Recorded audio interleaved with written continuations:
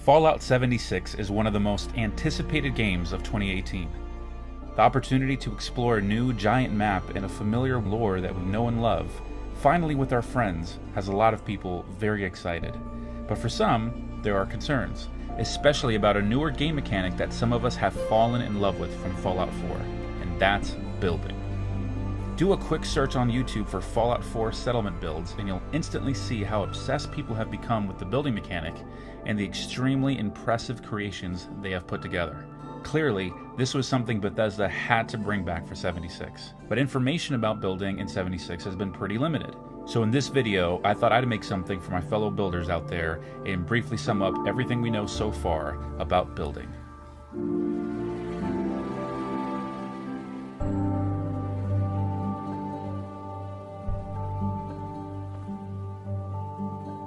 The trailer for camps from Bethesda show a heavy theme of rebuilding America and the American dream.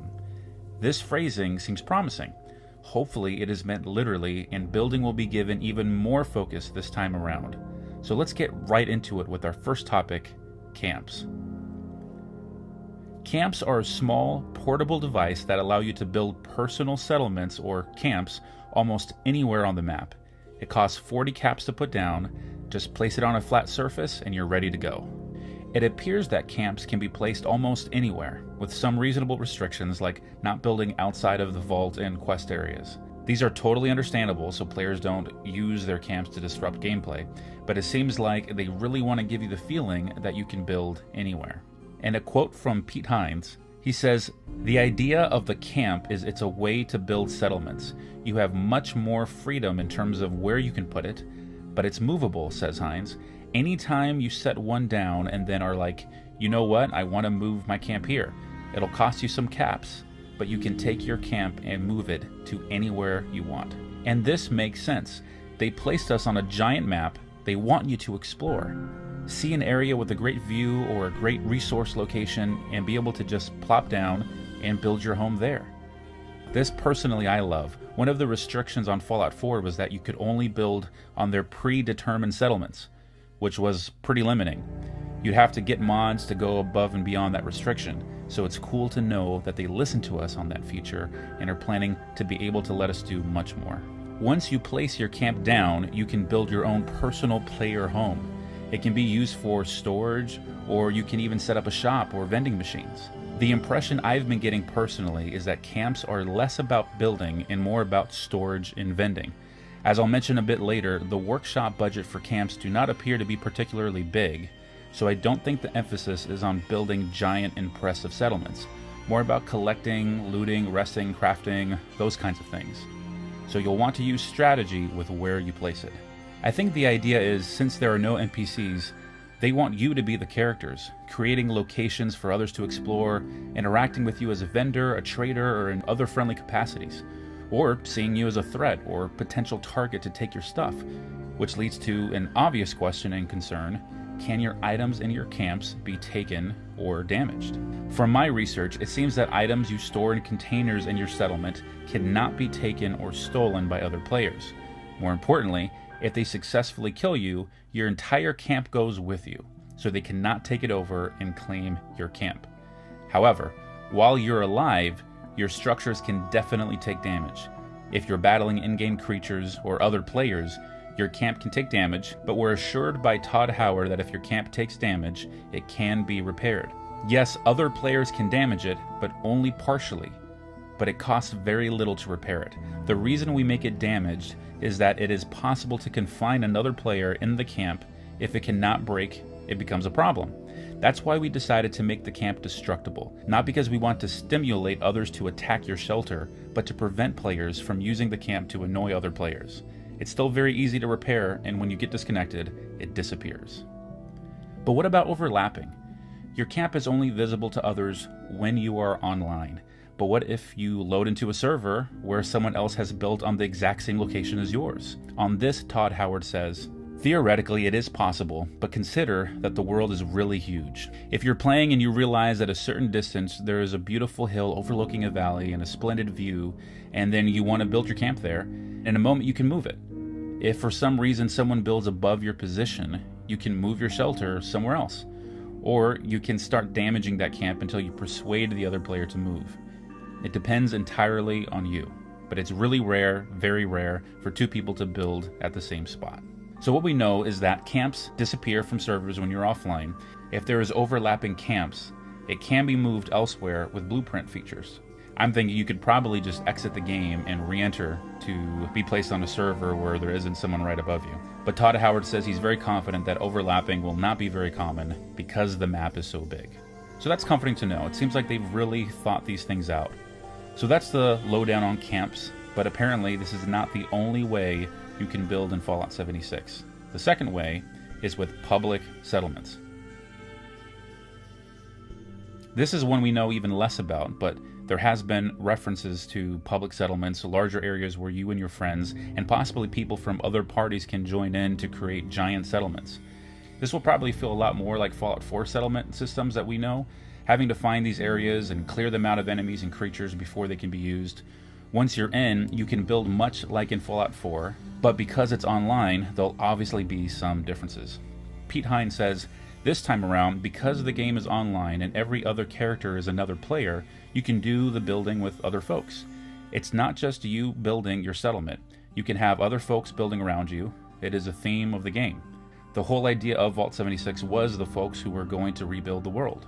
What I'm wondering about is that if you're only able to build with your group, with your party, or if people from outside of your party who are playing in that same server can also build on that settlement while you're there, or maybe while you're online and wandering about through the wasteland. This is a problem, especially if you don't want them to do that. Are the settlements you build there movable, like in camps, or do these stay in place? If they are not movable, then what happens when inevitably you load into a server where someone else has already built a settlement there? This, I guess, we'll have to wait and find out in future updates or in the beta.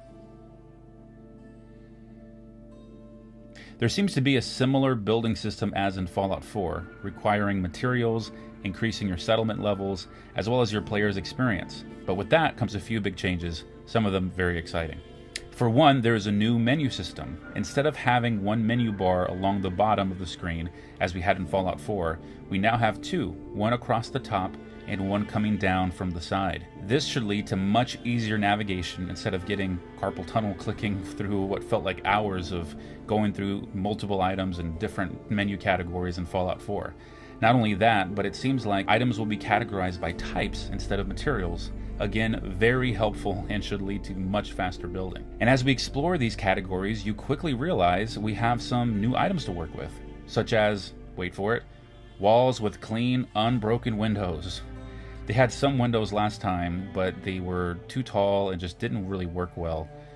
So thank you, Bethesda. That's really all I wanted. It was just getting some walls with some regular windows. We also see other new items such as new building types, furniture, vending machines, mirrors, clocks, and even instruments, just to name a few. We also have some new sections. One of those is for blueprints, which is really interesting because we've heard Bethesda talk about blueprints as a way to move your settlement, but because it's accessible through the workshop and you have the side menu that should theoretically pop down, it begs the question, not just if you can save blueprints of multiple items, but can you save blueprints of multiple builds? Can you have an attack heavy build or a storage build or a vending or a fancy home? That I am very interested to find out. We also have a stored items category. This should be very helpful because even though this was a feature before, you'd have to hover over that item in the menu to find out if you had a stored version of it. So again, digging through the menu. Having them all in one section is going to be super helpful and continue the theme of faster building.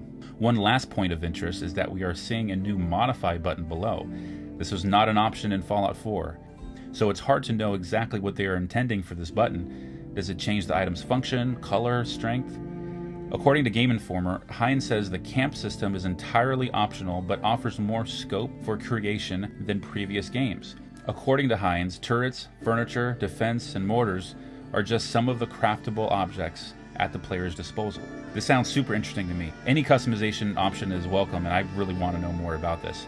If you've heard anything more about modifying items, please let me know in the comments.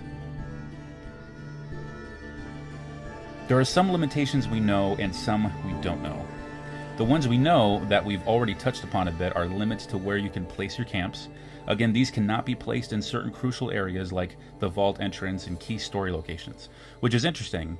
From a story perspective, you can go to a place on the map and set your camp down, and if it says that you can't build there, it's likely a direct indication that that location will be relevant to the story in somehow or another. So I wonder if that'll present any problems at all. The limitations we don't know about, for example, is the workshop budget. This one is very important for me. I'd prefer not to have limitations on how much I can build.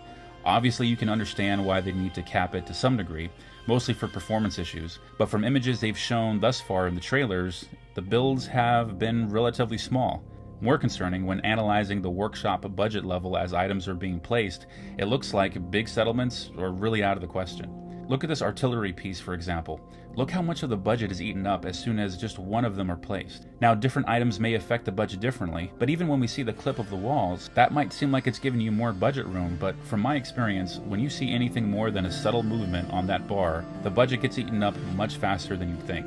Doing a detailed analysis of how much the budget moves compared to the total space of the bar, I came up with a limit of about 70 items.